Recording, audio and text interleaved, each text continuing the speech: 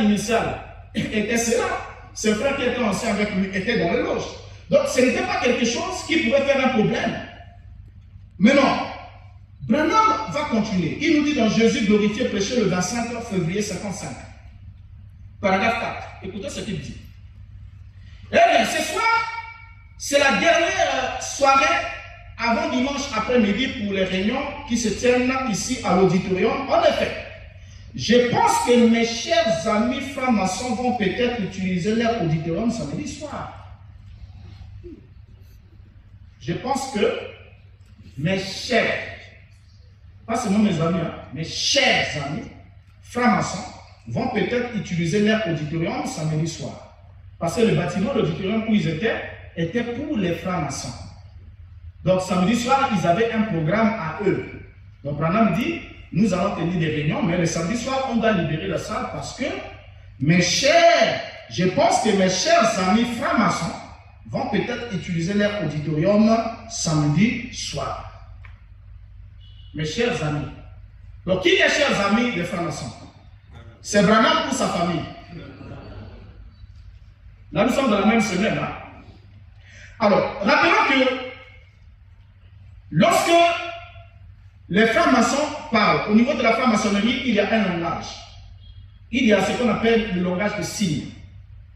Le langage de signes, les gestuels et beaucoup de ces choses-là parlent plus que les paroles. Parce qu'ils se sont dit, lorsqu'au commencement, nous avons voulu construire la tour de Babel, les hommes ont construit la tour de Babel, Dieu a renversé la tour de Babel et Dieu a confondu le langage. Et à partir de ce moment-là, comme les gens ne pouvaient pas se comprendre par les langues, ils commençaient à parler par des signes. Parce que l'autre ne pouvait pas vous comprendre, maintenant il fallait lui faire un signe pour lui montrer qu'est-ce que vous êtes en train de vouloir lui dire. Et c'est comme ça qu'au niveau de la franc-maçonnerie, on adopte la langue des signes. Maintenant, que nous dit Branham? Dans la foi d'Abraham prêchée le 24 avril 59, paragraphe 68, il dit: vous savez, un franc-maçon reconnaît un autre quand il lui parle. Et différentes loges se reconnaissent par différents signes. C'est naturel, n'est-ce pas? Il dit, vous savez, un franc-maçon reconnaît un autre quand il lui parle.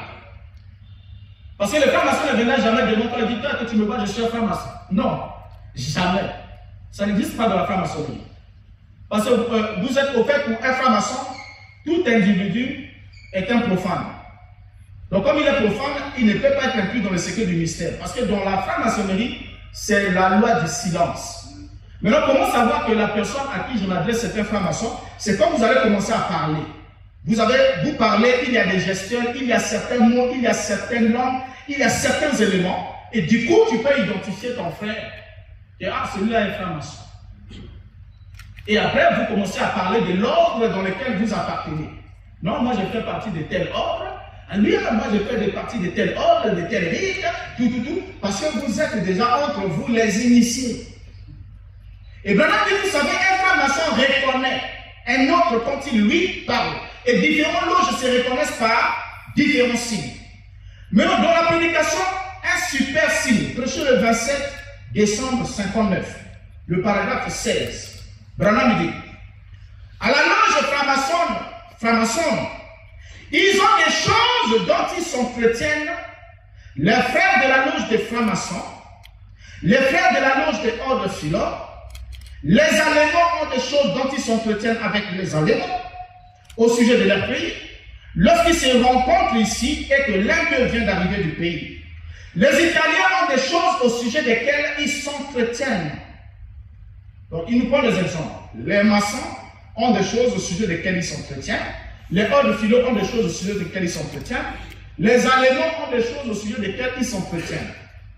Et c'est comme aujourd'hui là, vous quittez le pays, lorsque vous allez aux États-Unis, quand vous rencontrez un frère congolais, vous allez parler de certaines choses. Ah, mais mon cher, toi qui reviens de la même, vous commencez à parler. En fait, ça ne va pas intéresser un Sénégalais, un Ivoirien, ainsi de suite, parce que ça ne le concerne pas. Et ici, c'est ce que Branham est en train de nous dire.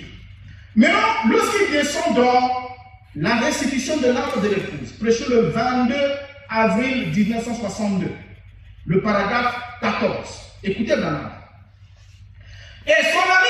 voici mon ami, frère Charles. Et je ne le connaissais pas avant. Il était franc-maçon. Il portait un insigne de franc-maçon. Et nous parlions de l'ordre de franc-maçon. Donc, l'ami de son frère était là, mais lui dit qu'il ne savait pas auparavant que c'était un franc-maçon. Et ensuite, il commence à nous dire, je ne savais pas qu'il était un franc-maçon. Il portait un insigne de franc-maçon. Et nous parlions de l'ordre de franc-maçon. Or, il est absolument impossible à un franc-maçon de parler de l'ordre de franc-maçon avec un non-initié. C'est absolument impossible. Alors, il vient dans la prédication Binote frère n'est pas père, prêché le 14 avril 61, le paragraphe 49. Écoutez-le. Maintenant, je ne dis rien sur les Kiwanis maintenant. C'est tout en ordre. Kiwanis, c'est aussi une société secrète. Il dit c'est tout en ordre. Vous voyez, juste certaines personnes prennent parce que je crois que les maçons sont bien. Je crois que les maçons sont bien. Mais la loge maçonnique ne prendra pas la place de l'église ou du sang de Jésus-Christ. Tous les gens sont des maçons. Et ils sont tous bien en tant que loge. Tous mes gens, all my people are masons. Donc, tous mes gens sont des maçons. Et ils sont tous bien en tant que loge. Il continue. Et le problème de ceci est que vous avez l'église. Écoutez-le bien. Vous avez l'église. Jusqu'à ce que ce ne soit plus qu'une loge maçonnique ou n'importe quelle autre loge. Vous voyez? Alors, comprenez par ici, il y a des gens qui vont remarquer, je vais citer rapidement, une petite minute, il y a des gens qui vont remarquer que autour du mouvement de William Branham, il y avait des francs-maçons qui se mélangeaient, des frères qui se disaient chrétiens, mais qui étaient en même temps francs-maçons. Et quelqu'un va curieusement poser une question pour nous. Donc, question et réponse du 15 octobre 61, la question 162.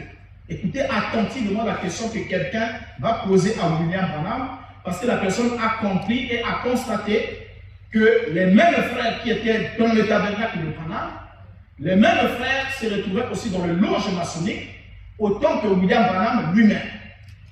Qu'est-ce qu'il va poser comme question? Frère Branham, est-ce mal d'appartenir à une loge après qu'on est devenu chrétien?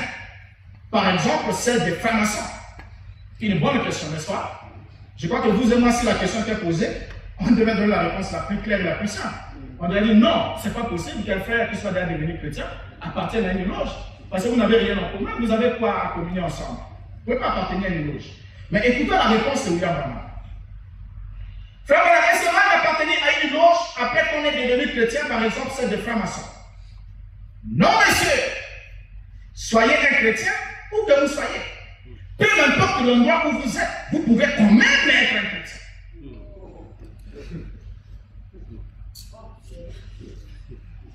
Voyez? On lui dit, est-ce que c'est mal? Il dit non. Non, monsieur, signifie, c'est pas mal.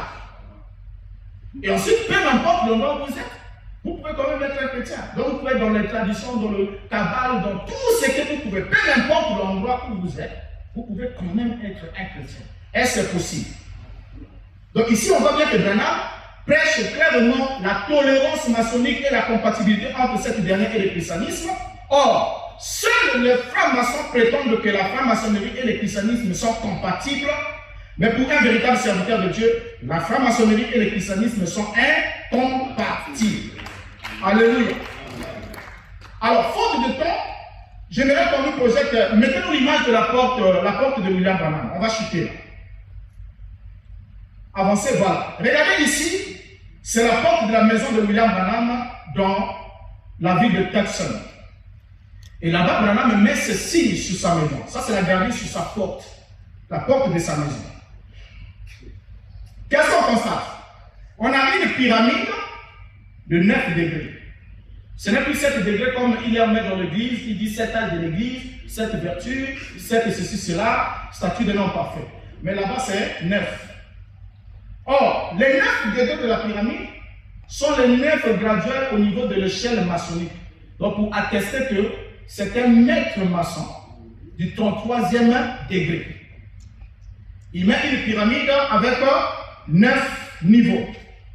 Et ensuite, il y a une étoile dite de David, qui est franc-maçonnique, kabbalistique. Et au centre de cette étoile, vous voyez qu'il y a un disque, l'étoile est remplie. Au centre, l'étoile est remplie. Et il y a un nègre qui tient une épée dans ses serres. Mais selon la position que cet aigle tient l'épée, l'aigle tient l'épée de manière à la transmettre à quelqu'un. Parce que quand quelqu'un vous dit donnez-moi le couteau, lorsque vous donnez le couteau à quelqu'un, vous attrapez la partie aiguisée, la personne va se saisir de la manche. Celui qui va se servir va se saisir de la manche. Donc ici, l'aigle est en train de tendre l'épée. Or, l'épée est une arme spirituelle et une arme létale qui coupe, qui perce et qui tue. Mais ici, Branham est en train de nous montrer ici, avec cette image devant sa porte, qui il était réellement. Et l'épée qu'il reçoit, ce n'est pas la parole de Dieu. Et voilà pourquoi il va reprendre les enseignements maçonniques. Faute de temps, on devrait prendre certains éléments. Le Seigneur nous accordera sûrement des occasions. Il doit prendre les enseignements maçonniques et infiltrer dans la foi chrétienne. Comme une façon de dire, écoutez, Jésus-Christ est la pierre de fête. La pierre de fête, c'est une pierre qui appartient à la structure pyramidale. Mais alors que la Bible dit Jésus-Christ est la pierre de l'angle, du bâtiment. Mais dans la franc-maçonnerie, c'est la pierre de fête qui est la pierre vénérée, la pierre la plus élevée. Or, celui qui aime l'élévation, être élevé par l'homme, c'est le diable qui a toujours recherché cette position. Or, Christ est la pierre angulaire. Mais non, en dehors du fait qu'il y a ceci, il y a un élément important. Je chute vraiment, cette fois-ci, je chute vraiment. Amen. C'est important qu'on le dise quand même. Merci. Donc, je reviens à la deuxième intervention. Alors, l'élément qu'on tient juste à la ligne de compte. William Branham avait une sœur. Ma sœur s'appelait Doloris, leur sœur unique. Et cette sœur, lorsqu'elle est décédée, quand vous allez même dans Fan de Grève, les informations sont données que la femme-là, elle était en même temps membre du Branham Tabernacle, l'église de son frère, William Branham, et elle était en même temps membre de Eastern Star, donc l'étoile d'Orient. Or, la sœur est là c'est le jour de son mariage, et Branham est là célébrant le mariage. Il y a des symboles maçonniques, vous voyez les 7 bougies allumées, d'un côté et d'un autre. Or, les 7 bougies sont des symboles des rituels maçonniques. Lorsque un grand maître maçon, officie une cérémonie officielle, ils allument les 7 bougies. Et comme ici, vous voyez, ça c'est un maître maçon. Vous voyez, il a mis 7 bougies combustibles sur un chandelier. C'est la même chose que Branham a mis là-bas quand il a célébré le mariage de sa sœur dans son église, avec une croix, avec Jésus fixé à l'arrière. Branham est derrière, sa sœur est là. Mais quand sa sœur meurt, on va nous signifier que cette femme faisait partie de la loge maçonnique de Eastern Star, donc l'étoile d'Orient, qui était une loge qui admettait les personnes féminines. Mais la condition pour faire partie de la loge maçonnique de l'étoile d'Orient, il fallait être soit fille d'un franc-maçon ou sœur d'un franc-maçon. Donc du coup, la conclusion s'impose. Donc pour que tu sois recommandé là-bas, il fallait que tu sois la fille directe d'un franc-maçon, soit la sœur d'un franc-maçon. Mais la femme là était là-bas. Alors on pose la question au Branham ici. Est-ce que Charles Branham, le papa de Branham, était franc-maçon? Ils disent non. Nous savons tous que c'est non. Et qui était alors franc-maçon? Parce que la fille là, ils savent tous qu'elle était franc-maçon et en même temps chrétienne dans l'église de son frère. Mais qui était alors franc-maçon? C'est bien son frère. Et quand le frère meurt, comment est-ce qu'on l'enterre dans une pyramide? Mettez-nous la pyramide. Là, vraiment, j'ai terminé, je descends. Amen. En même la tombe pyramidale, vous allez voir la tombe de William Branham, quand il meurt, ce sont ses amis maçons qui viennent récupérer sa dépouille pour l'enterrer dignement en tant que grand maître de 33e degré. Voilà sa pyramide, sa tombe. Elle est là, avec un simulacre de Bible ouvert. C'est une pyramide inachevée, donc elle n'a pas de pierre de fête. Et il y a un disque qui est là au-dessus. Et au-dessus du disque, il y a l'aigle, qui est la divinité égyptienne Horus, qui n'a rien à voir avec notre Dieu, celui que nous vénérons. Alors voilà la tombe de William Branham. Il repose là, comme un pharaon, alors que les pyramides étaient les tombeaux, les monuments funéraires des pharaons égyptiens qui n'avaient rien à voir avec la foi messianique. Que le Seigneur vous bénisse.